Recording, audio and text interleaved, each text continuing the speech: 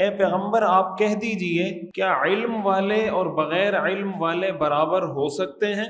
دیکھیں، ایک عام آدمی دو دلیلوں کے درمیان فیصلہ نہیں کر سکتا کہ کون سی دلیل مضبوط ہے کون سی مضبوط نہیں ہے۔ عام آدمی کا یہ لیول ہی نہیں ہے۔ ہم پڑھتے ہیں نا حضرت ابو ہریرہ کی روایت، حضرت انس کی روایت، حضرت عائشہ کی روایت، تو اگر کوئی آدمی کسی کہے کہ میں حضرت انس کو نہیں مانتا، میں حضرت عائشہ کو نہیں مانتا، حضرت معاویہ کو نہیں مانتا، حضرت ابو ہریرہ کو نہیں مانتا، تو جب ان کو نہیں مانتے ان حدیثوں کو کیسے مانیں گے؟ بجلی کا میٹر اگر آپ کا بل زیادہ آتا ہو تو میٹر پہ جا کے ہاتھ رکھیں، لکھیں زمزم۔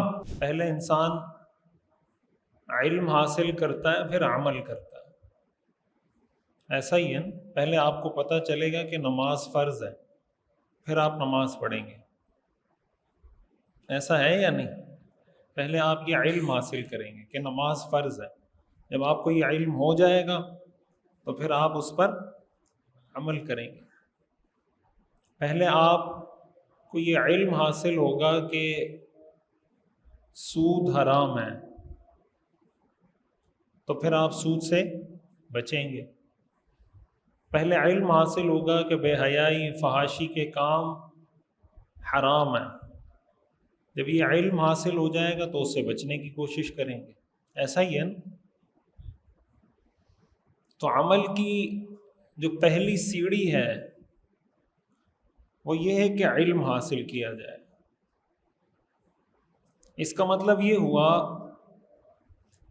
کہ اسلام پر ہم عمل اس وقت کر سکتے ہیں جب ہمیں اسلام کے بارے میں علم ہو۔ اب ظاہر ہے علم کی جب ہم بات کرتے ہیں تو اب علم دو طرح کے ہوتے ہیں۔ دین کا جو علم ہے یا اسلام کا جو علم ہے، آپ اس کو یہ کہہ سکتے ہیں کہ اس کے دو لیول ہیں۔ ایک علم کا لیول ہوتا ہے عام آدمی کا، اور ایک علم کا لیول ہوتا ہے ایک عالم کا، ایک مفتی کا، ایک فقیہ کا، اور دین میں اعلیٰ درجے کی مہارت رکھنے والے کا۔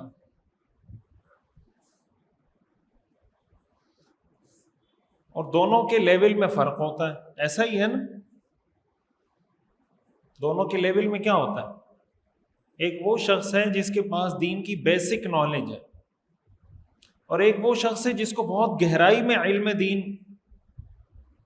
دین کی مہارت ہے۔ دونوں کے لیول میں فرق ہوگا یا نہیں ہوگا؟ بولیں۔ قرآن کریم میں آتا ہے نا، قل هل يستوي الذين يعلمون والذين لا يعلمون، اے پیغمبر آپ کہہ دیجئے کیا علم والے اور بغیر علم والے برابر ہو سکتے ہیں؟ یہ قرآن میں اللہ تعالیٰ نے سوال کیا ہے کہ کیا علم والے اور بغیر علم والے برابر ہو سکتے ہیں؟ اس سوال کا کیا مطلب ہے؟ اس سوال کا کیا مطلب ہے کہ برابر نہیں ہو سکتے؟ یہ سوال نہیں ہے، یہ سوال انداز تو سوال کا ہے، لیکن سوال یہ ایسا ہی ہے کہ کوئی آدمی جانتے بوجھتے آ کے کسی کو ٹکر مار دے۔ دیکھ رہا ہے آپ کو، آپ سامنے سے آ رہے ہیں، بائک پہ آ رہے ہیں، پیدل آ رہے ہیں، اور وہ دیکھ کے آ کے آپ کو ٹکر مار دے، تو ہم اس سے کہتے ہیں نا کہ اندھا ہو گیا ہے کیا؟ کہتے ہیں نہیں کہتے؟ اندھا ہو گیا ہے کیا؟ نظر نہیں آ رہا؟ تو وہ آگے سے کہے کہ جی اندھا ہو گیا ہوں، یا نہیں اندھا نہیں ہوا، تو پھر آپ شاید اس سے ایک سوال اور بھی کریں گے کہ مجھے لگتا ہے تو پاگل بھی ہو گیا، میں تو یہ سمجھ رہا تھا کہ اندھا ہے، تو صرف اندھا نہیں بلکہ پاگل بھی ہو گیا۔ اس لیے کہ یہ جو میں نے کہا اندھا ہو گیا، یہ سوال نہیں ہے۔ کیا خیال ہے؟ یہ سوال ہے جب آپ کسی کو کہتے ہیں اندھا ہو گیا، یہ سوال نہیں ہے، آپ اس کو ڈانٹ رہے ہیں، اس کو سمجھا رہے ہیں، بھائی یہ بات سمجھو، اس لیے کہ یہ حرکتیں اندھوں کی ہوتی ہیں۔ تو سوالیہ کلام جب انسان استعمال کرتا ہے، اس کے بہت سارے مقاصد ہوتے ہیں۔ بعض اوقات سوالیہ کلام کسی کو ڈانٹنے کے لیے ہوتا ہے، بعض اوقات سوالیہ کلام کسی چیز کا انکار کرنے کے لیے ہوتا ہے۔ جیسے قرآن میں آتا ہے هل يستوي الاعمى والبصیر، کیا نابینا اور دیکھنے والا برابر ہو سکتے ہیں؟ اس کا کیا مطلب ہے کہ نابینا اور دیکھنے والے دونوں برابر؟ یہ مطلب ہے۔ اللہ تعالیٰ ہم سے پوچھنا نہیں چاہ رہے کہ ہم اللہ کو کہیں کہ یا اللہ ہاں برابر نہیں ہوتے۔ اللہ تعالیٰ یہ بتانا چاہ رہے ہیں کہ یہ برابر نہیں ہے۔ یہی چیز اللہ تعالیٰ علم کے بارے میں فرما رہے ہیں، قُلْ هَلْ يَسْتَوِي الَّذِينَ يَعْلَمُونَ وَالَّذِينَ لَا يَعْلَمُونَ، اے پیغمبر آپ ان کو کہیے کیا علم والے اور بغیر علم والے برابر ہو سکتے ہیں؟ کیا مطلب کہ اے پیغمبر آپ ان کو بتا دیں کہ علم والے اور بغیر علم والے برابر نہیں ہو سکتے۔ اور آگے اللہ فرماتے ہیں انما یتذکر اولو الالباب، یہ بات عقل والوں کو سمجھ میں آتی ہے۔ اسی آیت میں آگے اللہ کیا فرماتے ہیں؟ انما یتذکر اولو الالباب، اس بات سے نصیحت وہ حاصل کرتے ہیں جن کا دماغ ہوتا ہے، دماغ والے، عقل والے اس سے نصیحت حاصل کرتے ہیں۔ اس کا مطلب یہ ہوا کہ جو آدمی عالم اور جاہل کو برابر سمجھتا ہو وہ عقل والا بولیں نہیں ہے نا۔ مطلب اس سے بڑی جہالت کیا ہوگی کہ آپ عالم اور جاہل کو برابر کر دیں، وہ علم کسی بھی چیز کا ہو۔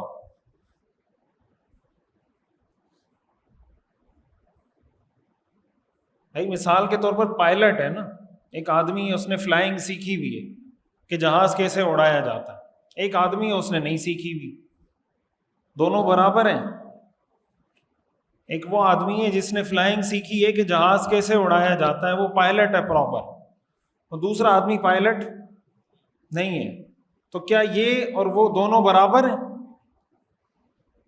تو اگر وہ آدمی جس نے کچھ سیکھی نہیں ہے فلائنگ، وہ آپ کو کہے کہ آپ میرے ساتھ بیٹھے میں آپ کو لندن لے کے جاتا ہوں، تو آپ کیا کہیں گے اس کو؟ بھائی میرا فی الحال جانے کا موڈ، لندن تو میں جاؤں گا نہیں، آپ مجھے کہیں اور پہنچا دو گے، اور وہاں جانے کا میرا موڈ فی الحال ہے نہیں، ایسا ہی کہیں گے نا۔ تو وہ اگر آپ کو کہے کہ پائلٹ بھی انسان ہوتا ہے، میں بھی انسان ہوں، کوئی پائلٹ کے کوئی 4 کان ہوتے ہیں، اس کی آنکھیں 8 ہوتی ہیں، وہ بھی میری طرح انسان ہے، تو آپ اس کے ساتھ جہاز میں بیٹھتے ہیں، میرے ساتھ کیوں نہیں بیٹھتے؟ تو آپ کیا جواب دیں گے؟ آپ یہی جواب دیں گے قُلْ هَلْ يَسْتَوِي الَّذِينَ يَعْلَمُونَ وَالَّذِينَ لَا يَعْلَمُونَ، کیا علم والے اور بغیر علم والے برابر ہو سکتے ہیں؟ نہیں ہو سکتے۔ انجینئر سے آپ کبھی اوپن ہارٹ سرجری کروائیں گے؟ ہاں، کسی انجینئر سے، کسی پلمبر سے اوپن ہارٹ سرجری کروائیں گے؟ بولیں نہیں کروائیں گے نا۔ کیوں؟ انجینئر ایجوکیٹڈ نہیں ہوتا، انجینئر بھی ایجوکیٹڈ ہوتا ہے، کوالیفائڈ ہوتا ہے یا نہیں ہوتا؟ بولیں کوالیفائڈ ہوتا ہے نا، کیوں نہیں کروائیں گے علاج اس سے؟ یہ اس کی فیلڈ نہیں ہے۔ اگر وہ آپ کو کہے کہ آپ، اس کا مطلب آپ کی نظر میں میری کوئی عزت ہی نہیں ہے، میں امریکہ میں جا کے ڈگری حاصل کی، فلاں جگہ پہ پڑھا، لندن میں پڑھا، کیمبرج سے پڑھا، فلاں جگہ سے پڑھا، اور آپ مجھے الاؤ نہیں کرتے کہ میں کسی کی سرجری کروں، تو ہم اس کو کیا کہیں گے؟ ہم اس کو کہیں گے یہ آپ کی فیلڈ۔ کیوں؟ قُلْ هَلْ يَسْتَوِي الَّذِينَ يَعْلَمُونَ وَالَّذِينَ لَا يَعْلَمُونَ، اے پیغمبر آپ ان سے پوچھئے علم والے اور بغیر علم والے برابر ہو سکتے ہیں؟ یہی کام اگر ڈاکٹر وہ کام شروع کر دے جو انجینئر کا ہے، کوئی ہارٹ اسپیشلسٹ ہے اور وہ گھروں کے نقشے بنانا شروع کر دیں، تو آپ اس کو کہیں کہ بھائی میں آپ سے گھر کا نقشہ میں آپ سے نہیں بنواؤں گا۔ وہ کہے یار میں ڈاکٹر ہوں، اتنا معزز پیشہ ہے، اتنا معزز، اتنا مقدس پیشہ ہے، ہم انسانوں کی جان بچاتے ہیں، تو جب اتنا مشکل کام میں کر سکتا ہوں تو نقشے بنانا تو اس سے آسان کام ہے، تو میں وہ کیوں نہیں کر سکتا؟ تو آپ آگے سے کیا کہیں گے؟ قُلْ هَلْ يَسْتَوِي الَّذِينَ يَعْلَمُونَ وَالَّذِينَ لَا يَعْلَمُونَ، کہیں گے نہیں کہیں گے؟ یہ اسی کا جواب ہے نا کہ اے پیغمبر آپ ان سے پوچھیے کیا علم والے اور بغیر علم والے. اب انجینئر میڈیکل کی فیلڈ میں جاہل ہے اور ڈاکٹر انجینئرنگ کی فیلڈ میں جاہل ہے. جو پائلٹ ہے اور جو پائلٹ نہیں ہے، اب جو پائلٹ نہیں ہے وہ فلائنگ کی فیلڈ میں جاہل ہے، چاہے وہ کتنا بڑا علامہ کیوں نہ ہو. اب آپ کسی مفتی صاحب سے بھی جب سر میں درد ہوگا یا بخار ہوگا یا پیٹ میں درد ہوگا تو علاج کسی مفتی صاحب سے بھی نہیں کروائیں گے. کیا خیال ہے کہ مفتی صاحب کے پاس آپ جائیں، آپ کہیں مجھے کوئی میڈیسن لکھ دیں، میرے پیٹ میں درد ہو رہا ہے، جائیں گے؟ وہ کسی اور کام کے لیے جاتا ہے وہ الگ چیز ہے. وہ تو لوگوں نے ویسے ہی وہ بنایا ہوا ہے نا، وہ موضوع پھر تبدیل ہو جائے گا. لیکن مثلا آپ جاتے ہیں کہ بھائی آپ مجھے کوئی میڈیسن لکھ کر دیں، میڈیسن لینے تو نہیں جائیں گے نا ڈاکٹر کے پاس کہ وہ آپ کو کہیں یہ میڈیسن لے لو صبح شام فلاں فلاں، یہ اینٹی بایوٹک لے لو. یہ مولوی صاحب کی فیلڈ نہیں ہے. اور اگر وہ کرے گا تو یہ اس کا کرنا غلط ہے اور اس کے پاس جانے والا یہ بھی غلط ہے. یا تو جانے والے کو جانا نہیں چاہیے تھا، یا اگر جانے والا گیا ہے تو اس مفتی صاحب کو اس کو دوائی لکھ کر دینی نہیں چاہیے تھی. یا تو اس میں اتنی عقل ہونی چاہیے تھی کہ یہ مفتی صاحب کی فیلڈ نہیں ہے، یا پھر مفتی صاحب میں اتنی عقل ہونی چاہیے تھی کہ یہ میری فیلڈ نہیں ہے. کیوں؟ قل هل يستوي الذين يعلمون والذين لا يعلمون. اے پیغمبر آپ ان سے پوچھئے کیا علم والے اور بغیر علم والے برابر ہو سکتے ہیں؟ نہیں ہو سکتے برابر. ایک وہ آدمی ہے جس کو ناظرہ قرآن کریم پڑھنا آتا ہے، ایک وہ آدمی ہے جس کو ناظرہ قرآن کریم پڑھنا نہیں آتا. کیا دونوں برابر ہو سکتے ہیں؟ ایک وہ آدمی ہے جو عربی زبان پڑھ سکتا ہے، ایک وہ آدمی ہے جو عربی زبان نہیں پڑھ سکتا. کیا دونوں برابر ہو سکتے ہیں؟ ایک وہ آدمی ہے جو حدیث پڑھ سکتا ہے عربی میں، دوسرا وہ آدمی ہے جو حدیث عربی میں نہیں پڑھ سکتا. کیا یہ دونوں برابر ہو سکتے ہیں؟ ہو سکتے ہیں؟ ہمارے ہاں ہو سکتے ہیں، ہمارے ہاں ہو سکتے ہیں. ہو نہیں سکتے، بلکہ اور تھوڑا ایک سٹیپ اور آگے. ہمارے ہاں یہ ہے کہ جاہل اور عالم برابر نہیں ہو سکتے، بلکہ جاہل کا مرتبہ عالم سے زیادہ ہے. کہتے ہیں نا جادو وہ جو سر چڑھ کے بولے، جادو وہ جو سر چڑھ کے بولے. ہم بھی کہتے ہیں نہیں برابر نہیں ہے، عالم اور جاہل برابر ہم بھی مانتے ہیں، لیکن ایسے مانتے ہیں کہ جاہل کا مرتبہ عالم سے زیادہ ہے. برابر تو نہیں ہوا ہے نا؟ کیا خیال ہے بھائی؟ جب آپ یہ کہہ دیں گے کہ جاہل کا مرتبہ عالم سے زیادہ ہے تو برابر ہوئے؟ نہیں ہوئے نا برابر. ہمارے ہاں یہ تصور ہے کہ ہم بھی یہ کہتے ہیں کہ جاہل اور عالم برابر نہیں ہے، جاہل عالم سے بہتر ہے.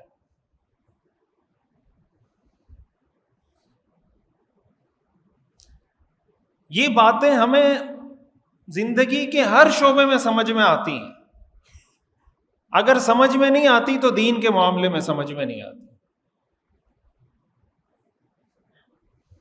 دین کے معاملے میں سمجھ میں نہیں آتی. میں یہ عرض کر رہا تھا کہ علم کے دو طرح کے لیول ہوتے ہیں. ایک وہ لیول ہے جو ایک عام آدمی کا ہے، اور ایک وہ لیول ہے جو ایک عالم کا، ایک مفتی کا. پھر ایک مفتی بھی وہ ہوتا ہے کہ جس کو مثلاً پاس آؤٹ ہوئے ابھی 2 سال ہوئے ہیں.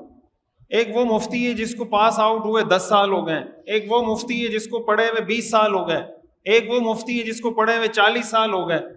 ان سب کے لیول میں بھی فرق ہوتا ہے نا بھائی. بالکل ایک ینگ ایسا عالم جو پچھلے سال 2024 میں اس نے درس نظامی مکمل کیا، ایک وہ عالم ہے جس نے 1990 میں درس نظامی مکمل کیا.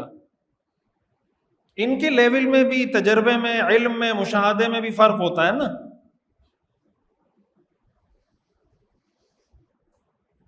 تو ایک بات ہمیں اچھے طریقے، یہ کامن سینس کی بات ہے، یہ کوئی راکٹ سائنس نہیں ہے. اگر ہمیں سمجھ میں نہیں آتی تو ہمارے دماغ کا مسئلہ ہے.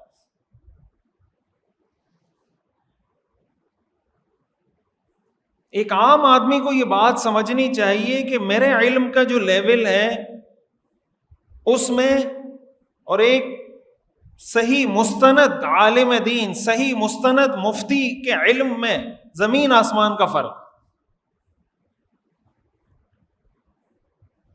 یہی وجہ ہے کہ ایک مسئلہ آپ کسی عام آدمی سے پوچھیں وہ آپ کو جواب نہیں دے سکے گا، وہی مسئلہ آپ کسی مفتی صاحب سے پوچھیں وہ آپ کو جواب دے دے گا۔ ایسا ہی ہے نا بھائی، آپ سے نماز میں کوئی غلطی ہو گئی کہ سجدہ صاحب ہوگا یا نہیں ہوگا، مجھے وضو میں شک ہو رہا ہے تو میرا وضو ہے یا نہیں، کوئی بھی مسئلہ ہو، کاروبار کا مسئلہ ہو، نکاح کا، طلاق کا، میراث کا، ایک عام آدمی آپ کو نہیں بتا سکتا، لیکن ایک مفتی، صحیح مفتی کے پاس جائیں گے تو وہ آپ کو بتا دے گا۔ ایسا ہی ہے نا، وہ کیوں نہیں بتا پاتا ایک عام آدمی کہ اس کے پاس اس کا علم ہی نہیں ہے اور یہ اس کی فیلڈ نہیں ہے۔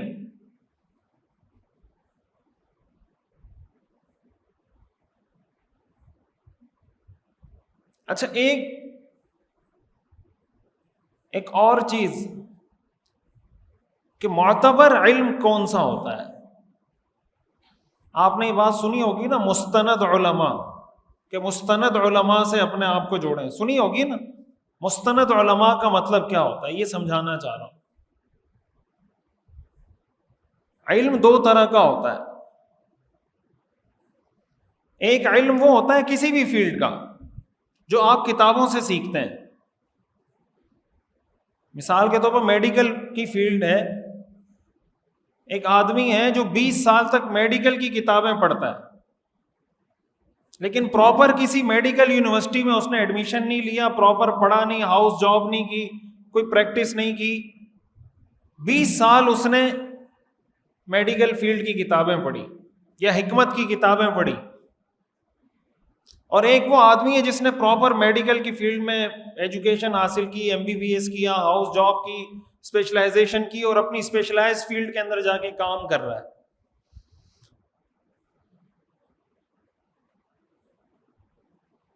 تو مستند ڈاکٹر کون سا ہوگا؟ مستند ڈاکٹر کون سا ہوگا؟ بولیں، جو میڈیکل یونیورسٹی سے پڑھ کے آیا ہو یا جس نے 20 سال کتابیں پڑھی ہوں؟ ایسا ہی ہے نا، آپ علاج کس سے کروائیں گے؟ یہ تو مشہور جملہ ہے نا، نیم حکیم خطرہ جان۔ نیم حکیم اسی کو کہتے ہیں، نیم حکیم اسی کو کہتے ہیں جو خود پڑھ پڑھ کے حکیم بناؤ۔ مجھے ایک صاحب کا فون آیا، کوئی 3-4 سال 5 سال پہلے کی بات ہوگی، وہ حکمت سیکھ رہا تھا کہیں یونیورسٹی میں، ہمدرد یونیورسٹی میں پراپر پڑھ رہا تھا، لیکن پورا حکیم بنا نہیں تھا۔ اس نے مجھے کہا کہ میرے دوست کی ساس جو ہے نا بیمار ہو گئی، اس نے مجھے کہا کہ یار تم حکیم بن رہے ہو تو مجھے کوئی دوائی لکھ کر دے دو، میں اپنی ساس کو کھلا دیتا۔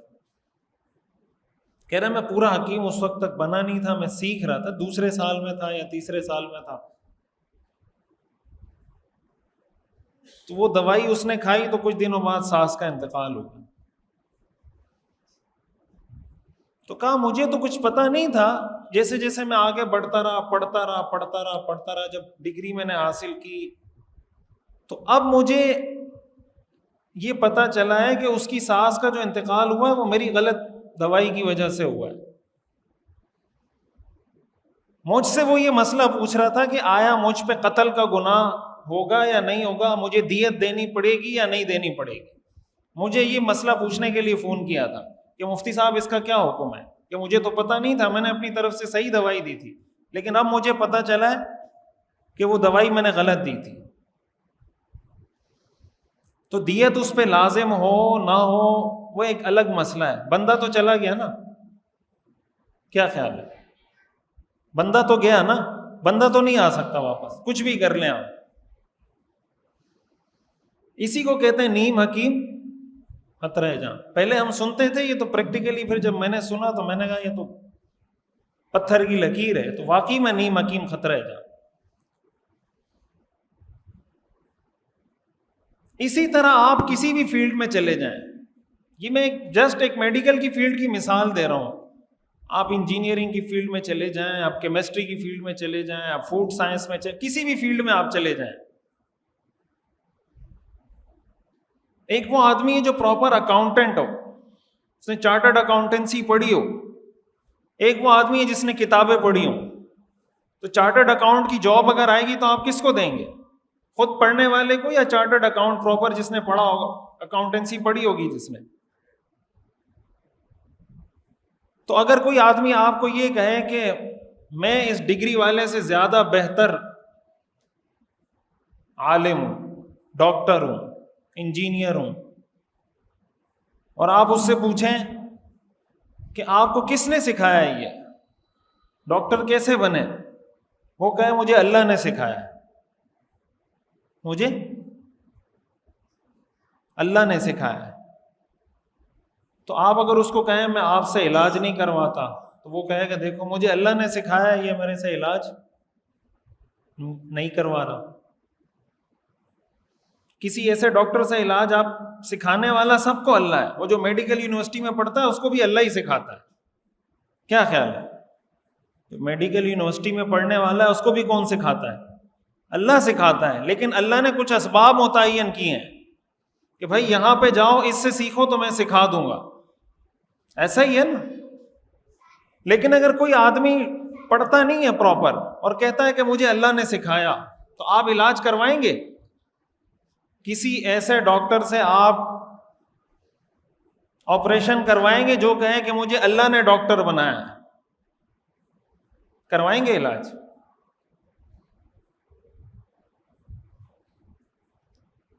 اس کو کہتے ہیں مستند ڈاکٹر. ایک عطائی ڈاکٹر ہوتا ہے نا، عطائی ڈاکٹر ہوتا ہے، ایک مستند ڈاکٹر ہوتا ہے جس کے پاس ڈگری ہوتی ہے. تو عطائی ڈاکٹروں کے پاس ہم نہیں جاتے، اور ہمارے سامنے کتنے واقعات ہیں کہ کوئی عطائی ڈاکٹر غلط انجیکشن لگا دیا، یہ کر دیا، وہ کر دیا، کتنے واقعات ہیں.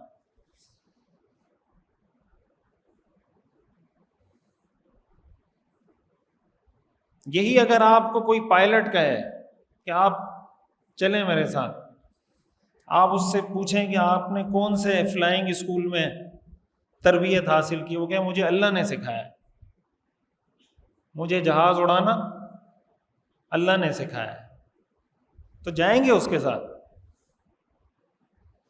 دین کو پتہ نہیں ہم نے کیوں مذاق بنایا.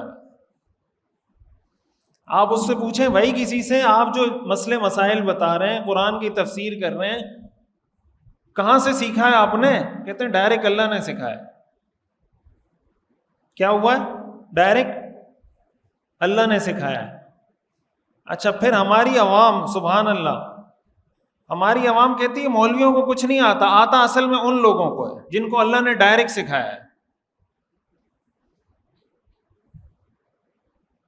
مولویوں کو کچھ نہیں آتا. کن کو آتا ہے؟ جن کو اللہ نے ڈائریکٹ سکھایا ہے. قل هل يستوي الذين يعلمون والذين لا يعلمون، اے پیغمبر آپ ان سے پوچھیے کیا علم والے اور بغیر علم والے برابر ہو سکتے ہیں؟ ہم کہتے ہیں نہیں، برابر نہیں ہو سکتے. جس نے علم حاصل نہیں کیا اس کا درجہ بہت اونچا ہے.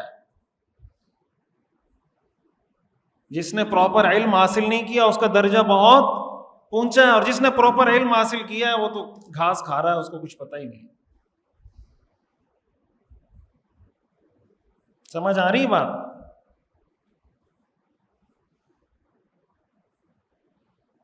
اب اگر کسی کو یہ کہا جائے نا، تو آگے سے ایک بات یہ بھی سننے کو ملتی ہے کہ بھائی میڈیکل کی فیلڈ ہے یا جو بھی دوسری فیلڈز ہیں، اس کا علم تو ہر ایک کے پاس ہونا ضروری نہیں ہے، لیکن دین کا علم تو سب کے پاس ہونا ضروری ہے. میڈیکل کا علم ہر ایک کے پاس ہونا ضروری نہیں ہے، لیکن دین کا علم سب کے پاس ہونا ضروری ہے. کہتے ہیں نہیں کہتے؟ تو جب سب کے پاس دین کا علم ہونا ضروری ہے تو مولانا یا مفتی صاحب ان کی کیا خصوصیت؟ جب سب کے پاس ہونا چاہیے تو کوئی بھی مولانا مفتی ہو.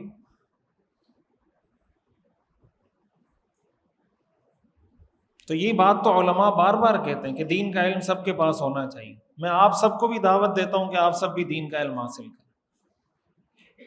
کیا خیال؟ یہی تو ہماری دعوت ہے.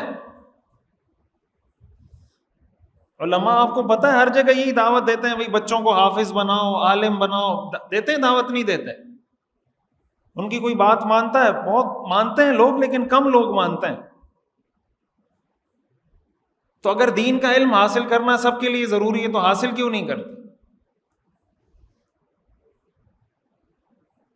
مسئلہ یہ نہیں ہے، مسئلہ یہ ہے کہ ہم نے دین کا علم حاصل بھی نہیں کرنا اور دین کا ماہر بھی کہلانا ہے۔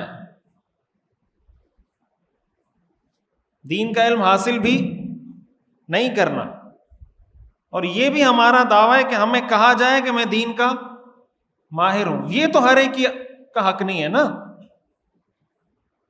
کیا خیال ہے؟ دین کا علم حاصل کرنا تو ہر ایک کی ذمہ داری ہے، لیکن جو شخص دین کا علم حاصل نہیں کرتا کیا اس کو عالم کہا جائے گا؟ ان دونوں باتوں میں فرق ہے۔ ایک ہے دین کا علم حاصل کرنا ہر ایک کی ذمہ داری ہے، دوسری بات یہ کیا ہر ایک نے دین کا علم حاصل کیا ہے؟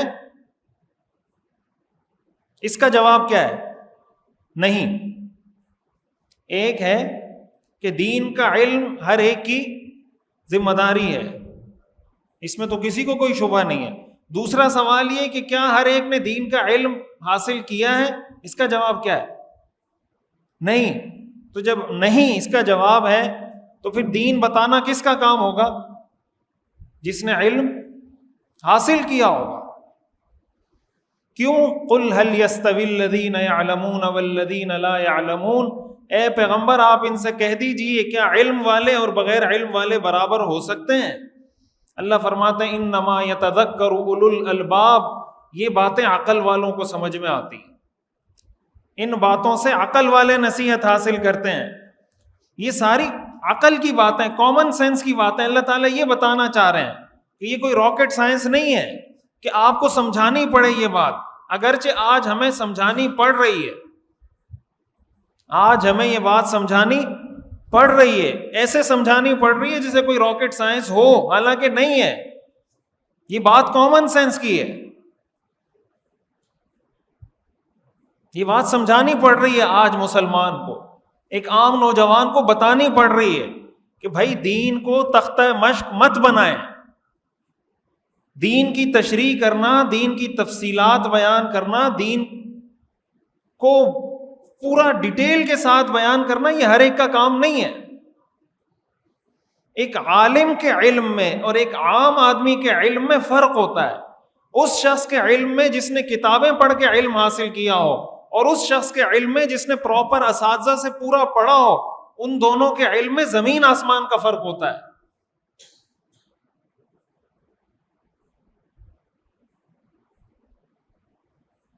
ایک عام آدمی کو بھی علم ہوتا ہے، ایک عالم کو بھی علم ہوتا ہے، لیکن دونوں کے لیول میں فرق ہوتا ہے یا نہیں ہوتا؟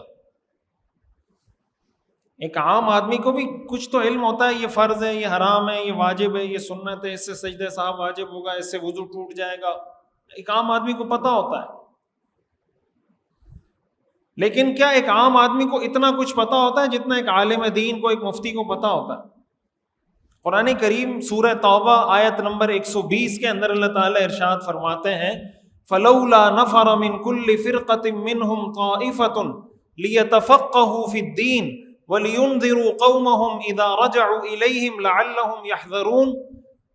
اللہ تعالیٰ فرماتے ہیں سورہ توبہ میں کہ ایسا کیوں نہیں ہوتا کہ ہر طبقے سے ایک گروہ اٹھے لِيَتَفَقَّهُوا فِي الدِّينِ، اور دین کے اندر اعلیٰ درجے کی مہارت حاصل کرے، اور یہ مہارت حاصل کرنے کے بعد وَلِيُنذِرُوا قَوْمَهُمْ اِذَا رَجَعُوا إِلَيْهِمْ، اپنی قوم کے پاس آ کر ان کو دین کا پیغام پہنچائے۔ کا مطلب یہ ہوا کہ دین کی تشریح کرنا، دین کی تفصیلات بیان کرنا یہ کس کا کام ہے؟ جس نے دین میں مہارت حاصل کی ہو۔ لِيَتَفَقَّهُوا فِي الدِّينِ، اللہ فرماتے ہیں پہلے دین میں مہارت حاصل کرو، وَلِيُنذِرُوا قَوْمَهُمْ، پھر آ کے اپنی قوم کو اللہ کے عذاب سے ڈراؤ۔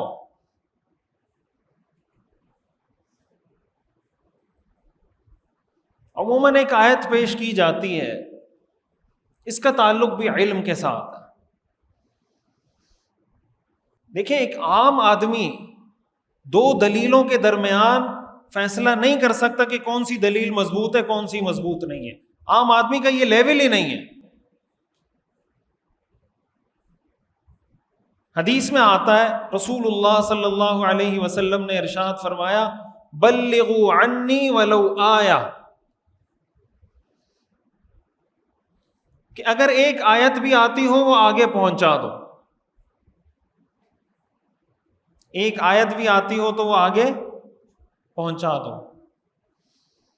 اب اس حدیث کو پیش کر کے یہ کہا جاتا ہے، یہ آپ کو بھی علم کا اور بغیر علم کا فرق سمجھانے لگا ہوں کہ فرق کیا ہوتا ہے. ایک عالم کسی حدیث کو کسی آیت کو کس طرح دیکھتا ہے، کیسے اس کی تشریح کرتا ہے، ایک غیر عالم کیسے دیکھتا ہے. بلغوا عنی ولو آیا کا مطلب ظاہری مطلب یہ ہے کہ بھئی کسی کو کوئی ایک آیت بھی آتی ہو، اس کا ترجمہ آتا ہو، اس کی تفسیر آتی ہو، وہ آگے پڑھانا شروع کر دے. یہ مطلب بظاہر سمجھ میں آتا ہے نا کہ ایک آیت بھی ہو تو آگے پہنچا دو، مطلب اس کی تشریح ترجمہ، یہ مفہوم بظاہر سمجھ میں آتا ہے نا. لیکن کیا قرآن کریم اس حدیث کا کیا یہی مطلب ہے؟ اب دیکھیں قرآن کریم کی ایک آیت کی تشریح قرآن کریم کی دوسری آیتوں سے ہوتی ہے. قرآن کریم کی بعض آیات کی تشریح حدیث سے ہوتی ہے، حدیث کی بعض احادیث کی تشریح دوسری حدیثوں سے ہوتی ہے. ایسا ہی ہے نا بھائی. مثال کے طور پر ہم پڑھتے ہیں نا صراط الذین انعمت علیہم، اے اللہ میں ہمیں ان لوگوں کے راستے پہ چلا جن پر آپ نے انعام کیا. اب انعام والے کون ہیں؟ قرآن کریم میں دوسری جگہ اللہ نے فرمایا اولئک الذین انعم اللہ علیہم من النبیین والصدیقین والشہداء والصالحین، کہ یہ وہ لوگ ہیں جن پر میں نے انعام کیا. تو اگر آپ سے کوئی پوچھے کہ یہ جو اللہ نے فرمایا کہ یا اللہ مجھے ان لوگوں کے راستے پہ چلا جن پر تو نے انعام کیا، اس کا کیا مطلب ہے؟ تو ہم کہیں گے قرآن میں دوسری جگہ اللہ نے بتا دیا کہ اس کا یہ مطلب ہے. تو قرآن کی ایک آیت دوسری آیت کی تشریح کرتی ہے. اب قرآن کریم میں اللہ تعالیٰ نے ارشاد فرمایا وَلَقَدْ يَسَّرْنَا الْقُرْآنَ لِلذِّكْرِ فَهَلْ مِن مُدَّكِرٍ، کہ قرآن کو ہم نے نصیحت کے لیے آسان کر دیا ہے، تو کیا ہے کوئی نصیحت حاصل کرنے والا؟ قرآن کو بار بار آتا ہے نا قرآن میں وَلَقَدْ يَسَّرْنَا الْقُرْآنَ لِلذِّكْرِ، کہ قرآن کو ہم نے نصیحت کے لیے آسان کر دیا ہے، تو کیا ہے کوئی نصیحت حاصل کرنے والا؟ اب اگر کوئی اس آیت کا یہ مفہوم بیان کرے کہ قرآن بہت آسان ہے، کسی سے سیکھنے کی ضرورت نہیں ہے، قرآن اتنا آسان ہے کہ کسی سے سیکھنے کی ضرورت نہیں ہے. کیوں؟ اس لیے کہ قرآن میں اللہ نے کہہ دیا وَلَقَدْ يَسَّرْنَا الْقُرْآنَ لِلذِّكْرِ، کہ ہم نے قرآن کو نصیحت کے لیے آسان کر دیا ہے.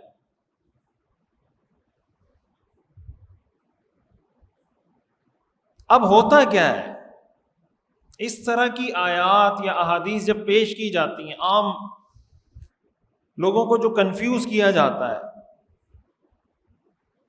کئی دفعہ تو ایسا ہوتا ہے کہ آیت یا حدیث کا ترجمہ ہی غلط ہوتا ہے. ایک نہیں، اس کی 20 مثالیں ہمارے سامنے. اپنی براہ راست ہم نے ایسے لوگوں کو دیکھا ہے، سنا ہے، بات چیت کی ہے، وہ آیت کا ترجمہ غلط کرتے ہیں، حدیث کا ترجمہ غلط کرتے ہیں. اب عام آدمی کو پتہ چلتا ہے کہ یہ حدیث کا ترجمہ صحیح کر رہا ہے یا غلط کر رہا ہے، آیت کا ترجمہ صحیح کر رہا ہے یا غلط، پتہ چلتا ہے عام آدمی کو. اب اللہ تعالیٰ نے اس آیت میں یہ فرمایا کہ ہم نے قرآن کو آسان کیا للذکر، نصیحت کے لیے. یہ بھی تو اسی آیت کا حصہ ہے نا، وَلَقَدْ يَسَّرْنَا الْقُرْآنَ للذکر، قرآن کو ہم نے آسان کیا کس مقصد کے لیے؟ بولیں، نصیحت حاصل کرنے کے لیے. فَهَلْ مِن مُدَّكِرٍ، تو کیا کوئی نصیحت حاصل کرنے والا ہے؟ اس کا مطلب یہ ہوا قرآن کریم کی وہ آیات آسان ہیں جن کا تعلق نصیحت کے ساتھ ہے. قرآن کریم کی وہ آیات آسان ہیں جن کا تعلق، مثال کے طور پر والدین کا ادب کرو، پڑوسیوں کا خیال رکھو، نماز پڑھا کرو، زکوٰۃ ادا کیا کرو، صدقہ دیا کرو. یہ نصیحت کی آیات ہیں. جھوٹ مت بولو، جھوٹوں پر اللہ کی لعنت ہے، سچ بولنا چاہیے، سچ بولنے والوں پر اللہ کی نعمتیں. یہ نصیحت کی آیات ہیں. اس کے لیے آپ کو کسی سے سیکھنے کی ضرورت نہیں. کیا خیال ہے بھئی؟ قرآن میں اگر لکھا ہوا ہے لا تقل لہما اف، والدین کے سامنے اف بھی مت کہو، یہ آپ کو کسی سے سیکھنے کی ضرورت ہے؟ اگر آپ ترجمہ بھی پڑھ لیں گے سمجھ میں آ جائے گا نا. کیا خیال ہے؟ سمجھ میں آ جائے گا اگر ترجمہ بھی پڑھ لیں گے. کیوں؟ اس لیے کہ اس کا تعلق نصیحت کے ساتھ. وَاخْفِضْ لَهُمَا جَنَاحَ الذُّلِّ مِنَ الرَّحْمَةِ، اللہ فرماتے ہیں اپنے والدین کے سامنے اپنے آپ کو جھکا دو. اب جب اس آیت کا ترجمہ آپ پڑھیں گے آپ کو خود سمجھ میں آ جائے گا کہ کیا مطلب ہے اس کا. لیکن اس کا یہ مطلب نہیں ہے کہ قرآن کی ساری آیتیں آسان ہیں. اس کا یہ مطلب بولیں نہیں ہے. اور یہ بھی قرآن میں اللہ نے بتایا ہے، یہ بھی قرآن میں اللہ نے بتایا کہ ساری آیتیں آسان بولیں نہیں ہیں. اگر ساری آیتیں آسان ہیں تو قل هل يستوي الذين يعلمون والذين لا يعلمون کا کیا مطلب؟ اور پھر یہ جو سورہ توبہ کی میں نے آیت پڑھی کہ اللہ تعالیٰ فرماتے ہیں کہ ایسا کیوں نہیں ہوتا کہ ہر جماعت سے ایک گروہ اٹھے اور دین کے اندر اعلیٰ درجے کی مہارت حاصل کرے اور وہ مہارت حاصل کرنے کے بعد لوگوں کو دین سکھائے. ایسا کیوں نہیں ہوتا؟ اس کا کیا مطلب ہے کہ کچھ ایسے لوگ ہونے چاہیے جو دین کے اندر اعلیٰ درجے کی مہارت حاصل کریں گے. تو مہارت اسی وقت حاصل کریں گے جب یہ ہر ایک کے بس کی بات نہیں ہوگی. اگر ہر ایک کے بس کی بات ہے تو مہارت حاصل کرنے کا کیا مطلب؟ یہ جو حدیث میں آتا ہے، صحیح بخاری کی حدیث ہے، یہ میں آپ کو بتا رہا ہوں. آیت کو آیت سے جوڑیں گے، حدیث کو حدیث سے جوڑیں گے، حدیث کو آیت سے جوڑیں گے تو پتہ چلے گا اس حدیث کا مطلب کیا ہے. اب ہمارے لوگ کیا کہتے ہیں، یہ بات سمجھا سمجھا کے ہم لوگ تھک گئے لوگوں. وہ کہتے ہیں مولویوں کی دکانیں بند ہو رہی. مولویوں کی، بھائی میں یہاں بیان کرنے آیا ہوں، اپنی گاڑی میں آیا ہوں، اپنا پیٹرول لگا کر آیا ہوں، اپنا وقت. میرا ابھی رات کو 1 بجے دوسری جگہ بیان ہے اور ابھی 11 بجے جامعۃ الرشید میں ایک اور پروگرام ہے. 11 بجے سے 12 بجے تک میں نے وہ پروگرام کرنا ہے. پھر 12 بجے نکلوں گا بفر زون میں، 1 بجے دوسرا بیان ہے اور ابھی یہاں بیان کے لیے آیا ہوں. یہاں بھی اپنے پیٹرول سے آیا ہوں، وہاں بھی اپنے پیٹرول سے جاؤں گا. آپ پوچھ لیجئے گا اگر کوئی انتظامیہ سے میں نے کوئی ڈیمانڈ کی ہو کہ مجھے پیسے چاہیے یا فیول کے پیسے کوئی ڈیمانڈ کی ہو تو پوچھ لیجئے گا. کون سی دکانیں ہماری بند ہو رہی ہیں بھائی؟ اپنا فیول لگا کے آ رہے ہیں، اپنا وقت لگا کے آ رہے ہیں سمجھانے کے لیے کہ دین کو سمجھیں. آپ اگر نہیں سمجھیں گے تو میرا کیا نقصان ہو جائے گا؟ یا علماء کا، میرا مطلب علماء کا کیا نقصان ہو جائے گا؟ کوئی دکانداری کا مسئلہ نہیں ہے. دکانداری کا مسئلہ ان لوگوں کا ہے جن کی دکانداری مولوی چلنے نہیں دیتے. بھائی اگر عطائی ڈاکٹر پراپر ڈاکٹر کے خلاف ویڈیوز اور یوٹیوب چینل بنا کے ویڈیوز بنانا شروع کر دے کہ یہ جو ڈاکٹر ہیں، یہ میڈیکل یونیورسٹی والے جو میرے خلاف ویڈیوز بنا رہے ہیں، اصل میں ان کی دکانیں بند ہو رہی ہیں اس لیے میرے خلاف ویڈیوز بنا رہے ہیں. یہ میڈیکل یونیورسٹی والے میرے خلاف ویڈیو اس لیے بنا رہے ہیں کہ میری وجہ سے ان کی دکانیں بند ہو رہی ہیں. تو کامن سینس رکھنے والا آدمی یہی کہے گا کہ اس کی دکان بند نہیں ہو رہی بلکہ اس کی وجہ سے تمہاری دکانیں کیا ہوں گی؟ بند ہوں گی. تم اس لیے چیخ رہے ہو اتنا. ایسا ہے یا نہیں بھائی؟ عطائی ڈاکٹر بھی ویڈیو بنائے اور پراپر ڈاکٹر بھی ویڈیو بنائے تو کس کی وجہ سے کس کی دکان بند ہوگی؟ عطائی ڈاکٹر کی وجہ سے پراپر جو ڈاکٹر ہے اس کی دکان بند ہوگی یا پراپر ڈاکٹر کی ویڈیوز کی وجہ سے عطائی ڈاکٹر کی دکان بند ہوگی؟ لیکن اگر عطائی ڈاکٹر یہ کہہ دیں کہ میں 2 نمبر ڈاکٹر ہوں تو دکان تو ویسے ہی بند ہو جائے گی. اور چلو جو ڈاکٹر ہوگا اس نے تو کوئی کلینک کھولا ہوگا، کوئی کماتا ہوگا، کوئی فیسز لیتا ہوگا. مولوی صاحب نے تو دکان بھی نہیں کھولی.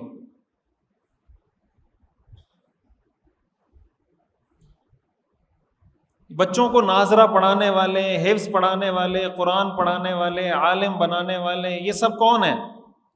علماء ہیں. یہ جتنے اسکالر یوٹیوب پر آتے ہیں, کیا ان میں سے کسی کے پاس ایسا کوئی سیٹ اپ ہے کہ آپ اپنے بچوں کو ناظرہ قرآن پڑھانے ان کے پاس بھیجیں؟ بولیں. یہ جتنے اسکالر یوٹیوب پر آتے ہیں مولویوں کو گالیاں دیتے ہیں, ان میں سے کسی کے پاس ایسا کوئی سیٹ اپ ہے کہ پورے پاکستان کے لوگ آج یہ اعلان کر دیں کہ ہمارا مولویوں سے بائیکاٹ, مولویوں سے بائیکاٹ, ہم کسی مولوی کے پاس نہیں جائیں گے. بچے کو ناظرہ قرآن تو پڑھانا ہے نا, تو انجینئر صاحب سے کہیں انجینئر صاحب اب آپ میرے بچے کو 25 کروڑ عوام ہے, 25 کروڑ عوام کے بچوں کو آپ ناظرہ قرآن پڑھانا ہے, بندے بھیجیں. پھر پروفیسر صاحب سے کہیں پروفیسر صاحب 25 کروڑ عوام ہے, بچوں کو حفظ کرانا ہے, بندے بھیجیں پورے پاکستان میں. کوئی ہے کوئی سیٹ اپ؟ ہے کوئی سیٹ اپ کسی کے پاس علماء کے علاوہ؟ تو باتیں کرنے سے باتیں کرنے پہ تو کوئی پابندی نہیں ہے کسی کی طرف سے بھی, کوئی بھی کچھ بھی بول دے. پاکستان میں تو بالکل پابندی نہیں, اور جگہوں پہ تو شاید کوئی پابندی ہو, پاکستان میں تو کسی پر کوئی پابندی نہیں ہے, جس کے منہ میں جو آئے بول دیں. اور دینی معاملے میں تو بالکل نہیں ہے, دین کے معاملے میں تو ہر ایک آزاد.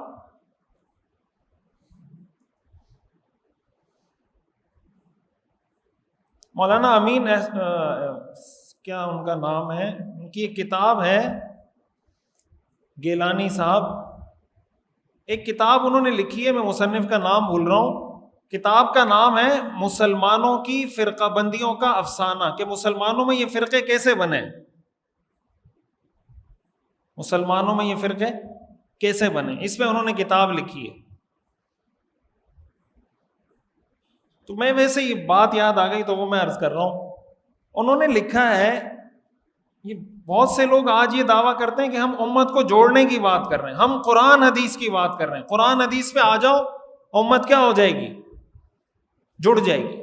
اچھے اچھے نعروں سے متاثر مت ہوا کریں. اچھے اچھے نعروں سے کیا ہوتا ہے, کام کو دیکھا کریں. انہوں نے لکھا ہے, اس کی مثال ایسا ہی ہے کہ کوئی آدمی, ایک شخص آتا ہے کسی کو شکایت لگاتا ہے کہ تمہارا بیٹا گالیاں بہت دیتا ہے, تمہارا بیٹا اس کو سمجھاؤ بہت گالیاں دیتا ہے. ابا اپنے بیٹے کو بلاتا ہے کہ ادھر آؤ بھائی تمہاری شکایت ملی ہے. اب بیٹا کیا کرتا ہے, اپنے ابو کے سامنے 8-10 گالیاں دے دیتا ہے کہ کس فلاں فلاں فلاں فلاں کے بچے نے یہ کہا ہے, کس فلاں فلاں فلاں فلاں کے بچے نے یہ کہا ہے, میں تو گالیاں دیتا ہی نہیں ہوں. بولیں, اگر بیٹا باپ کو یہ کہے کس فلاں فلاں کے بچے نے یہ کہا ہے کہ یہ گالیاں دیتا ہے, میں تو گالیاں دیتا ہی, تو دیتا ہے یا نہیں دیتا؟ بولیں, دیتا ہے گالیاں نہیں دیتا؟ تو اگر وہ کہے ابا میں تو دیتا ہی نہیں ہوں, تو ابا اس بات کو مانے گا کہ ہاں یہ کہہ رہا ہے میں نہیں دیتا, یا جو 50 گالیوں کی گردان سنائی ہے اس کو دیکھے گا, یہ اب میرے سامنے کیا کر رہا تھا. یہ ٹائٹل ہے کہ میں گالیاں نہیں دیتا, یہ کیا ہے, ٹائٹل ہے کہ میں گالیاں نہیں دیتا. اور ریالٹی کیا ہے, دیتا ہے یا نہیں دیتا؟ تو آپ ریالٹی کو دیکھیں گے, ٹائٹل کو دیکھیں گے.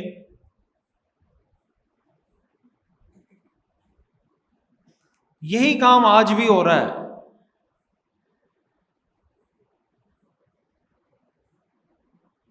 کہتے مولوی کس سے کہانیاں کروا رہے ہیں, کس سے سنا رہے ہیں.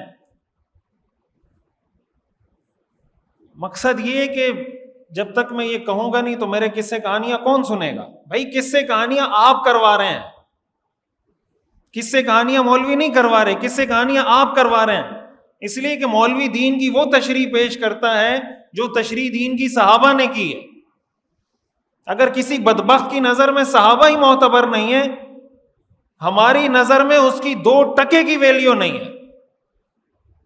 جو آدمی کسی بھی صحابی کے بارے میں کوئی بھی بے ادبی کا جملہ بولتا ہو, ہماری نظر میں اس کی کوئی حیثیت نہیں ہے. اس لیے کہ یہ دین ہمیں صحابہ نے سکھایا ہے. بھائی ہمیں کس نے کہا کہ یہ قرآن وہ قرآن ہے جو اللہ کے رسول پہ نازل ہوا؟ کس نے بتایا ہمیں؟ یہ جو صحیح بخاری میں ساری حدیثیں ہیں, صحیح مسلم میں ساری حدیثیں ہیں, صحاح ستہ میں ساری حدیثیں ہیں, یہ ساری حدیثیں ہمیں کس نے پہنچائی ہیں؟ بولیں تو اگر کوئی بدبخت اٹھ کے صحابہ کو گالیاں دیتا ہو، کبھی کسی صحابی کو، کبھی حضرت معاویہ کو، کبھی دوسرے صحابی کو، اور وہ یہ کہے کہ میں جو دین کی تشریح کر رہا ہوں، بھائی تو دین کو زیادہ سمجھتا ہے یا جس نے حضور سے براہ راست دین سیکھا تھا وہ دین کو زیادہ سمجھتا ہے؟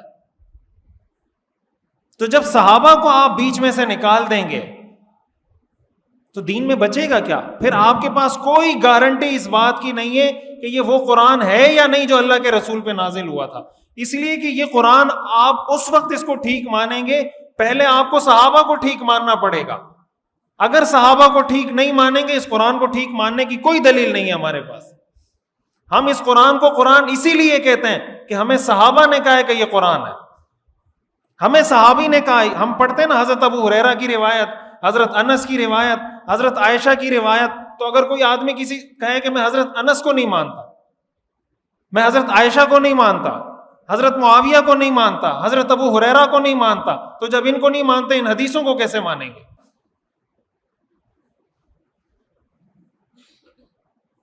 مولوی علماء، مستند علماء کی بات کر رہا ہوں، ہر طبقے میں 2 نمبر لوگ ہر طبقے میں ہوتے ہیں، 2 نمبر مولوی بھی ہوتے ہیں، 2 نمبر مفتی بھی ہوتے ہیں، ہر طرح کے لوگ ہوتے ہیں، اور بعض لوگ تو مولوی ہوتے نہیں ہیں، لبادہ مولویوں کا اوڑا ہوتا ہے۔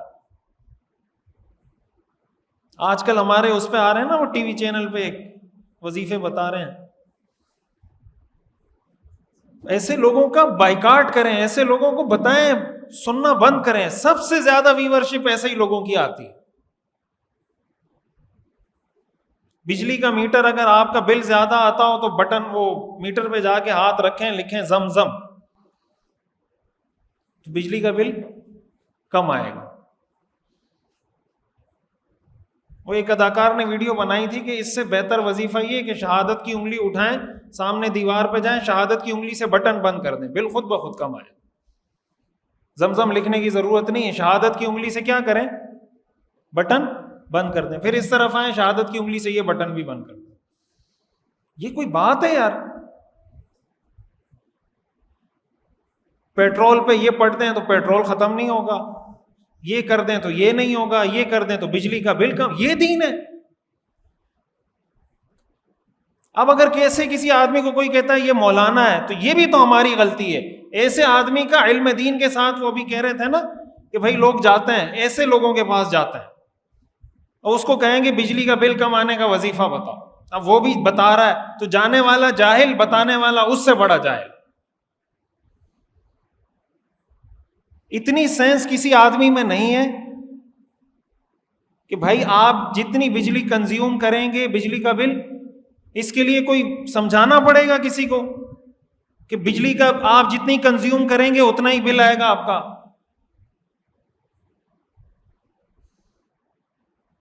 تو اب پہلی بات یہ، سوال کرنے والے نے سوال کیوں کیا؟ اور اگر سوال کرنے والے نے سوال کیا، جواب دینے والے نے جواب دیا، اس کا مطلب جواب دینے والا سوال کرنے والے سے بڑا جاہل ہے۔ امام ابو حنیفہ رحمۃ اللہ علیہ کے بارے میں آتا ہے، کہیں کتاب میں نے پڑھا تھا، کہیں کوئی بندہ جا رہا تھا تو اس کو کسی نے، بارش ہو رہی تھی، کیچڑ تھا، تو امام ابو حنیفہ نے فرمایا کہ بھائی خیال سے جاؤ کہیں پھسل نہیں جاؤ۔ تو اس شخص نے کہا میں پھسل گیا تو کوئی مسئلہ نہیں، آپ خیال کرنا آپ نہ پھسل جائیں، آپ اگر پھسل گئے پوری قوم، پوری امت پھسل جائے گی، آپ اگر پھسل گئے تو پوری قوم۔ تو علماء میں یہ تو عالم بھی نہیں ہے، ایک درجہ بھی نہیں پڑھا ہوا، یہ جو وظیفے بتا رہے ہیں کچھ بھی نہیں پڑھا ہوا، کچھ بھی نہیں پڑھا ہوا۔ علماء کرام کا ایسے لوگوں کے ساتھ کوئی تعلق نہیں ہے، نہ ان لوگوں کا علم دین کے ساتھ کوئی تعلق ہے۔ علم دین کا مطلب وظیفے بتانا نہیں ہوتا، یہ جو میں یہاں بیٹھ کے تقریر کر رہا ہوں، میں آپ کو وظیفے بتا رہا ہوں، یہ دین کا علم ہے۔ علماء کا کام وظیفے بتانا نہیں ہوتا۔ وظیفہ تو ایسا ہی ہے جیسے حکمت ہے یا میڈیکل کی فیلڈ ہے یا انجینئرنگ کی فیلڈ ہے، یہ وظیفے بتانا دیندار ہونے کی نشانی بھی نہیں ہوتی۔ بھائی ایک حکیم ہے، حکیم کو آپ کیا سمجھتے ہیں؟ حکیم حکمت کی وجہ سے دیندار تو نہیں سمجھتے اس کو، کیا خیال ہے؟ حکمت کی وجہ سے ہم کہتے ہیں بہت دیندار آدمی ہے، حکیم ہے. تو وظیفے بتانے والا بھی آپ سمجھیں ایک حکیم ہے. ہو سکتا ہے وہ فاسق فاجر آدمی ہو سکتا ہے دیندار ہو، وظیفے بتانے کا علم دین کے ساتھ کوئی تعلق نہیں ہے. یہ بات سمجھیں اچھے طریقے سے. ہو سکتا ہے کوئی جاہل آدمی وظیفے بتا رہا ہو سکتا ہے کوئی عالم بتا رہا ہو سکتا ہے کوئی 2 نمبر آدمی بتا رہا ہو سکتا ہے کوئی 1 نمبر آدمی بتا رہا ہو. وظیفے بتانا، تعویذ بنا کے دینا، عملیات کرنا، یہ بھی اسی طرح کا ایک بزنس ہے، اسی طرح کا ایک کام ہے جیسے کوئی حکمت ہے، انجینئرنگ ہے، کوئی فیلڈ ہے. جیسے ان چیزوں کا دین کے ساتھ براہ راست کوئی کنیکشن اس طرح کا نہیں ہے کہ آپ اس فیلڈ کی وجہ سے اس کو دیندار کہیں. اسی طرح ان لوگوں کا بھی دین کے ساتھ ایسا کوئی کنیکشن نہیں ہے کہ آپ اس کی داڑھی ٹوپی پگڑی کی وجہ سے دیندار کہنا شروع کر دیں اس کو. ہمارے ہاں تو دینداری کا معیار ہی کل ملا کے یہ ہے، کسی کے نزدیک معیار یہ کہ داڑھی ہو، کسی کے نزدیک معیار یہ کہ پگڑی پہنی ہوئی ہو. بس پگڑی پہنی ہوئی ہو، داڑھی ہو اور شلوار قمیص ہو تو یہ مولانا صاحب. ہمارے لوگ مسئلے پوچھتے ہیں نا داڑھی والوں سے، کوئی داڑھی والا مل جائے نا مسئلے پوچھنا شروع، مولانا صاحب یہ مسئلہ بتائیں. بھائی ہر داڑھی والا مولوی نہیں ہوتا، ہر پگڑی والا مولوی نہیں ہوتا. بھائی یہ علم داڑھی میں رکھا ہوا ہے. میں کبھی کبھی بیان کرتا ہوں، اس پہ جاتا ہے نا یوٹیوب وغیرہ پہ، لوگ کہتے ہیں مفتی صاحب آپ کی تو داڑھی پوری نہیں ہے، آپ بیانات کر. اب کیا کریں، نہیں ہے، اللہ نے نہیں بنائی، جیسی بنائی ہے ویسی. تو بھائی داڑھی یہ نہیں کہ اب یہ داڑھی چھوٹی ہے تو تھوڑا علم ہے، داڑھی بڑی ہو جائے گی تو علم بڑھ جائے گا، تھوڑی اور داڑھی بڑی ہو جائے گی تو اور. ہاں داڑھی رکھنا لازم ہے، واجب ہے، لیکن اس کا علم دین کے ساتھ. اس کا یہ مطلب نہیں کہ جس کی داڑھی ہوگی وہ عالم دین ہوگا. وہ کہتے ہیں نا ایک آدمی نے کسی پگڑی والے کو دیکھ کے کہا کہ مولانا صاحب یہ مسئلہ بتائیں، حلال ہے حرام ہے، جائز ہے ناجائز ہے. تو اس نے کہا مجھے تو یہ مسئلہ نہیں آتا. تو سوال کرنے والے نے کہا اتنی بڑی پگڑی پہنی ہوئی ہے اور اتنی بڑی پگڑی پہنی ہوئی ہے اور مسئلہ نہیں آتا. اس نے وہ پگڑی اتاری، اس کے سر پہ رکھ دی. کہا ابھی آپ بتائیں، ابھی آپ بتائیں پلیز، اس لیے کہ پگڑی تو آپ کے سر پہ ہے، یہ داڑھی تو نکلتی نہیں. اگر بندہ داڑھی نکال کے اس کے چہرے پہ لگا دیتا کہ یہ داڑھی میں نے آپ کے چہرے پہ لگا دی، اب بتائیں.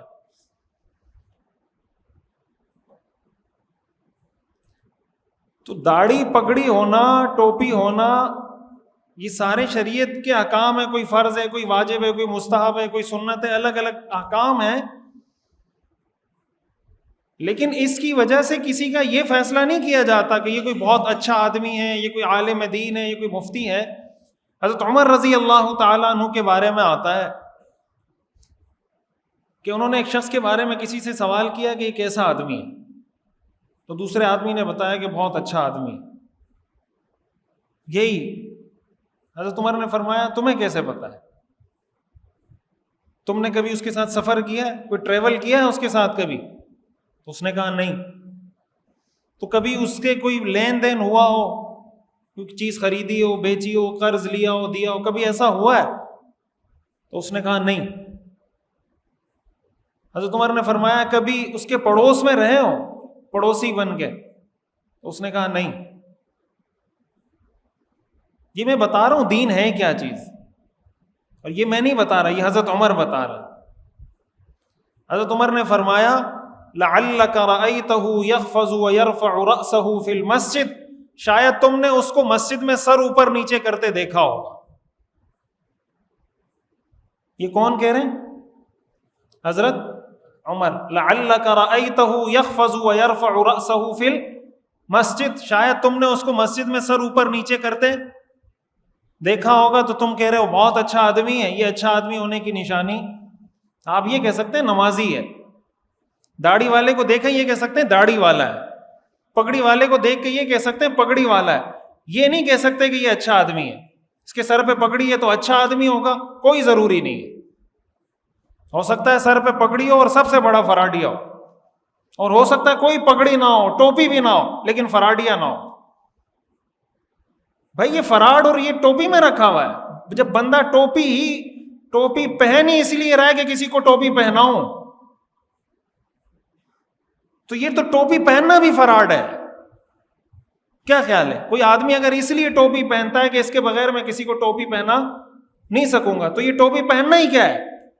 فراڈ ہے. سامنے والا اس کو کیوں بزرگی کی علامت سمجھتا ہے؟ بعض لوگ اس طرح معاملہ ہوتا ہے نا، کہتے ہیں میں نے تو اس کی داڑھی دیکھ کے اس کو قرضہ دے دیا تھا، اتنا پکا نمازی ہے، مجھے کیا پتا تھا نمازیں پڑھتا ہے تو میں نے اس کو قرضہ دے دیا تھا. تو یہ تو آپ کی بے وقوفی ہے، کیوں قرضہ دیا تھا نماز پڑھتے ہوئے دیکھ کر؟ تو میں یہ عرض کر رہا تھا، یہ بات تو ویسے یہاں سے نکل پڑی کہ مستند علماء جن کے پاس دین کے علم کی اعلیٰ درجے کی مہارت ہوتی ہے، ان کے پاس پورا سیٹ اپ ہوتا ہے، ان کا کام ہی یہی ہوتا ہے. اور ان کا کام یہ بھی ہوتا ہے کہ جو 2 نمبر کام کرنے والے لوگ ہیں بتائیں لوگوں کو. حدیث میں آتا ہے نا، صحیح بخاری کی حدیث ہے، ان اللہ لا يقبض هذا العلم انتزاعا، اللہ تعالیٰ اس علم کو ایسے نہیں اٹھائے گا کہ اس علم کو لوگوں کے سینوں سے اٹھا لے، کہ رات کو سوئے تو عالم تھا، صبح اٹھے تو جاہل. اللہ فرماتے ہیں میں علم کو ایسے نہیں اٹھاؤں گا، وَلَكِنْ يَقْبِضُهُ بِقَبْضِ الْعُلَمَاءِ، اللہ اس علم کو ایسے اٹھائے گا کہ اللہ علماء کو اٹھا لے گا. اللہ دنیا سے علم کو کیسے اٹھائے گا؟ يَقْبِضُهُ بِقَبْضِ الْعُلَمَاءِ حَتَّى إِذَا لَمْ يُبْقِ عَالِمًا، یہاں تک کہ جب کوئی عالم نہیں رہے گا، اتَّخَذَ النَّاسُ رُؤُوسًا جُهَّالًا، لوگ جاہل لوگوں کو اپنا پیشوا بنائیں گے، فَسُئِلُوا، ان سے سوالات کیے جائیں گے، فَأَفْتَوْا بِغَيْرِ عِلْمٍ، وہ بغیر علم کے فتویٰ دینا شروع کر دیں گے، فَضَلُّوا، خود بھی گمراہ ہوں گے، وَأَضَلُّوا، اوروں کو بھی گمراہ کریں گے. یہ جو اللہ نے فرمایا کہ اس علم کو اللہ ایسے نہیں اٹھائے گا کہ سینوں سے اٹھا لے، بلکہ علماء کو اٹھا لے گا، تو اگر علماء کی کوئی الگ سے کیٹیگری ایگزسٹ ہی نہیں کرتی تو اللہ کس کو اٹھائے گا؟ بات سمجھ میں آ رہی ہے؟ اللہ نے یہ فرمایا نا کہ میں علم کو کیسے اٹھاؤں گا؟ علماء کو اٹھاؤں گا.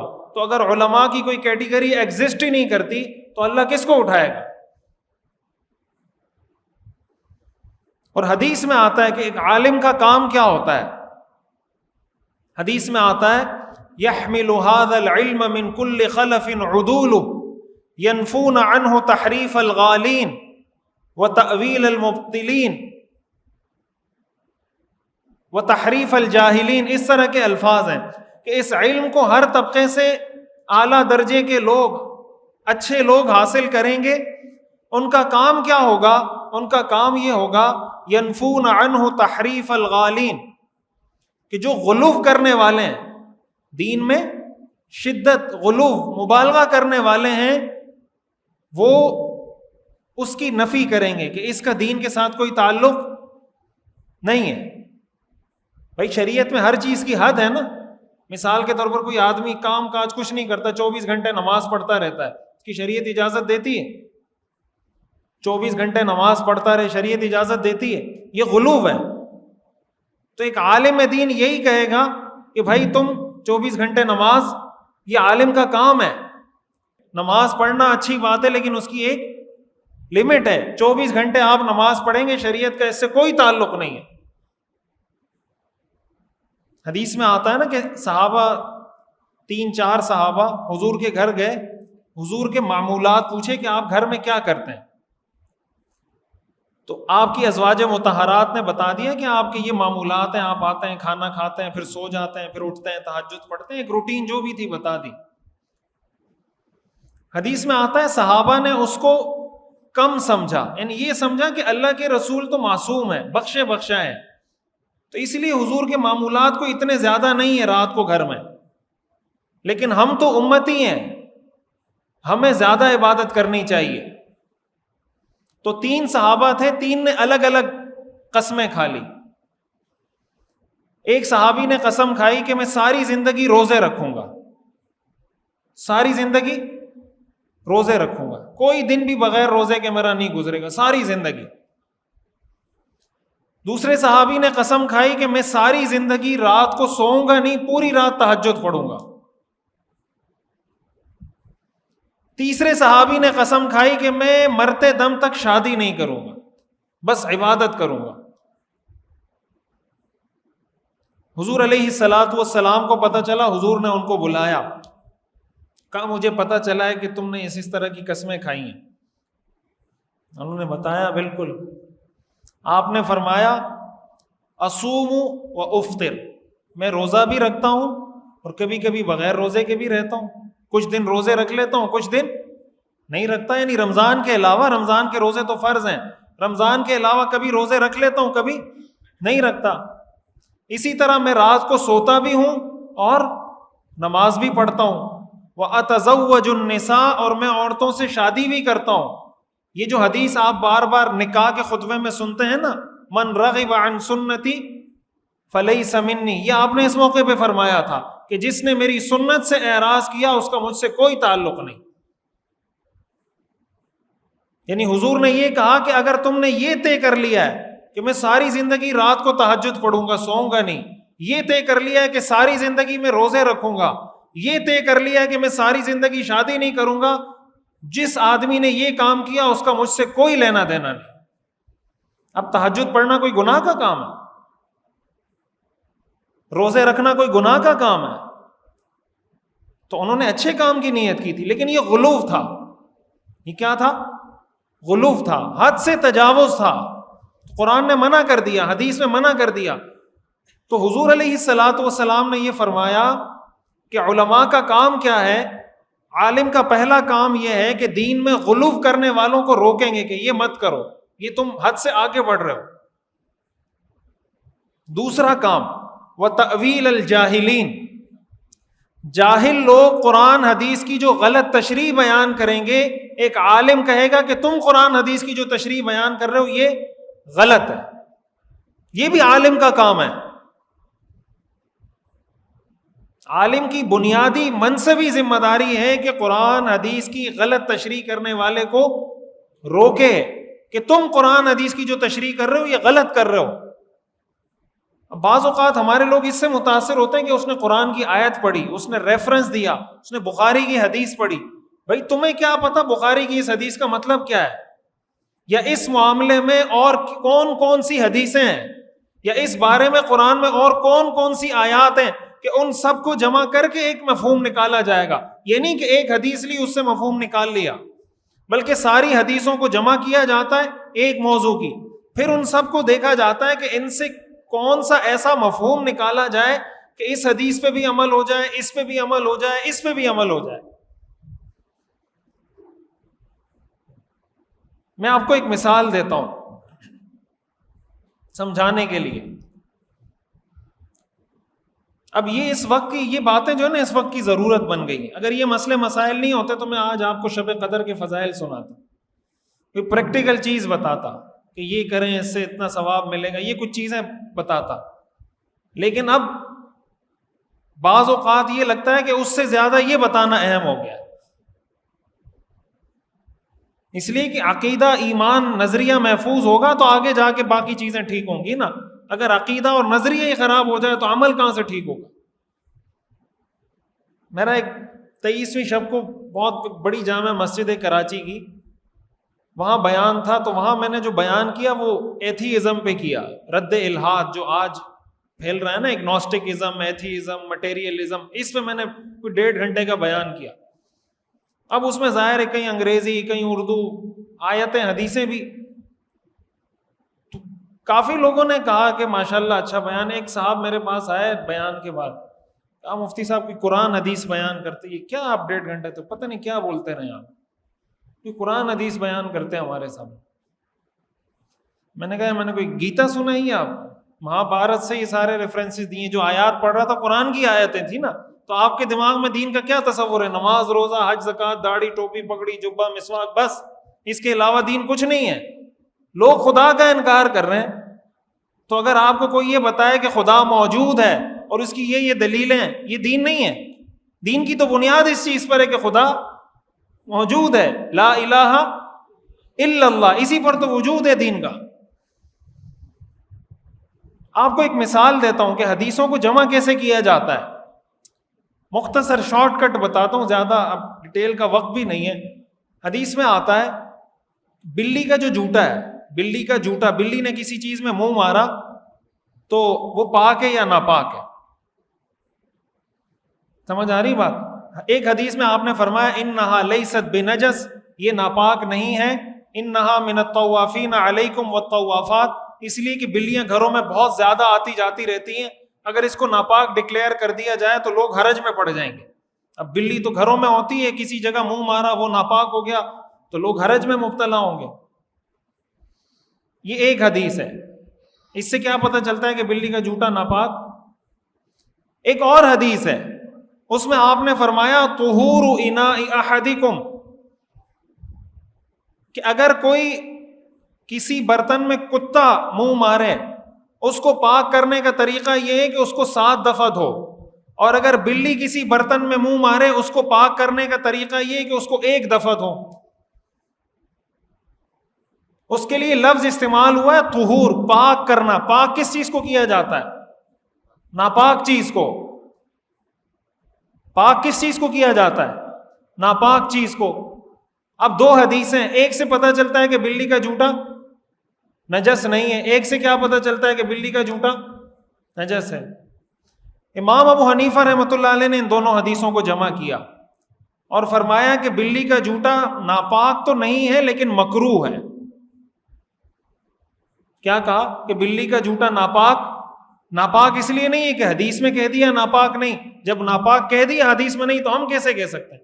مکروہ اس لیے کہ ایک حدیث میں آپ نے یہ فرمایا کہ بلی کا جوتا اگر وہ بلی کسی برتن میں منہ مارے تو اس کو پاک کرنے کا طریقہ یہ کہ اس کو 1 دفعہ دھو. اس کا مطلب بالکل پاک بھی نہیں ہے.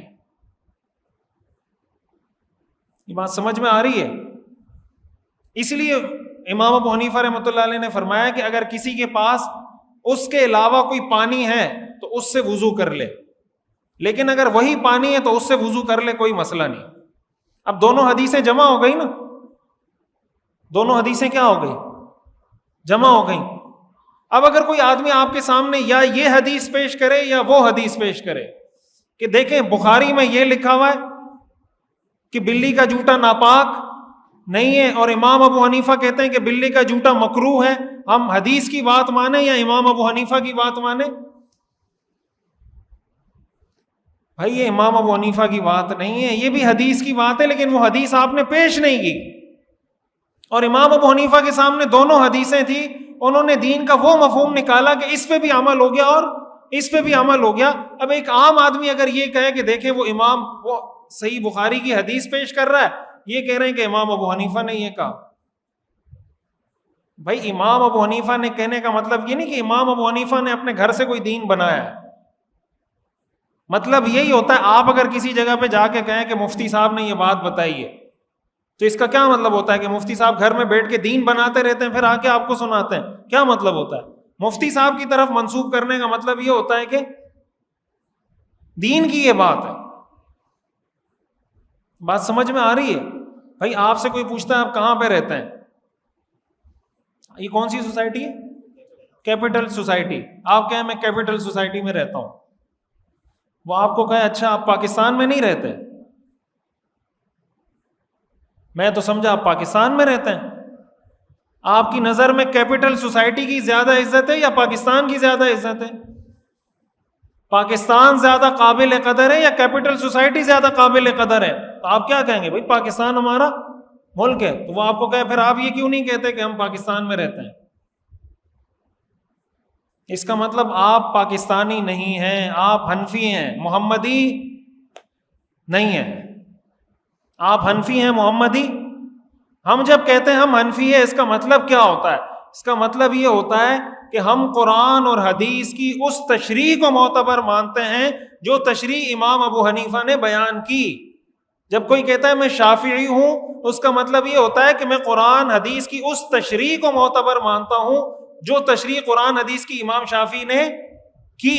یہ مطلب نہیں ہوتا کہ امام شافعی نے اپنی طرف سے کوئی دین بنایا کہ آپ شافعی ہو تو محمدی کیوں نہیں ہو. محمدی تو سارے مسلمان ہیں. ہمارا کلمہ لا الہ الا اللہ محمد الرسول اللہ، یہ ہمارا کلمہ ہے. لیکن سوال یہ پیدا ہوتا ہے کہ دین کی ایک وہ تشریح ہے جو امام ابو حنیفہ نے کی، جو صحابہ کے شاگرد ہیں، تابعین کے شاگرد ہیں، اور دین کی ایک وہ تشریح ہے جو کوئی آج کا پروفیسر اٹھ کے کرتا ہے۔ تو آج کا جو پروفیسر اٹھ کے دین کی تشریح کرے گا، اس کی تشریح کو آپ مانیں گے تو آپ بن جائیں گے محمدی۔ 15ویں صدی کے کسی پروفیسر انجینئر کی بتائی ہوئی تشریح کو ماننے سے آپ بن جائیں گے محمدی، اور صحابہ اور تابعین کے دور کے ائمہ کی تشریح کو ماننے سے آپ بن جائیں گے حنفی۔ جو چاہے تیرا حسن کرشمہ ساز کرے، جو چاہے تیرا حسن کرشمہ ساز کرے، وہ کیا ہے کہ تیری زلف میں پہنچی تو حسن کہلائی، وہ تیرگی جو میرے نامہ اعمال میں تھی۔ بھائی میرے بال کالے ہوں تو کالے، تمہارے بال کالے ہوں تو حسن،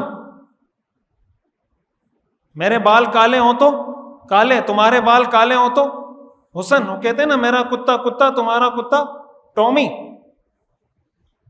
میرا کتا کتا تمہارا کتا ٹومی۔ آج کے 15ویں صدی کے بندے کو فالو کریں، آپ جب 15ویں صدی کے بندے کو فالو کر رہے ہیں تو آپ ڈائریکٹ قرآن حدیث کو فالو کر رہے ہیں؟ نہیں، آپ ڈائریکٹ قرآن حدیث کو فالو نہیں کر رہے، آپ قرآن حدیث کی اس تشریح کو فالو کر رہے ہیں جو آج کا بندہ کر رہا ہے۔ اور 15ویں صدی والے کو فالو کرنے سے آپ پروفیسر ہی نہیں بنیں گے، آپ انجینئر ہی نہیں بنیں گے، آپ بن جائیں گے محمدی۔ اور امام ابو حنیفہ کی تشریح کو معتبر بننے سے آپ محمدی نہیں بن سکتے۔ یہ وہ باتیں جو کی جاتی ہیں، میں یہ عرض کر رہا ہوں کہ یہ جو باتیں نا دکھنے میں سننے میں بڑی اچھی لگتی ہیں کہ یار دیکھیں ہمارے امام ابو حنیفہ نہیں، ہمارے امام محمد الرسول اللہ صلی اللہ علیہ وسلم۔ بھائی ہمارے امام ابو حنیفہ کے امام کون تھے؟ امام شافعی کے امام کون تھے؟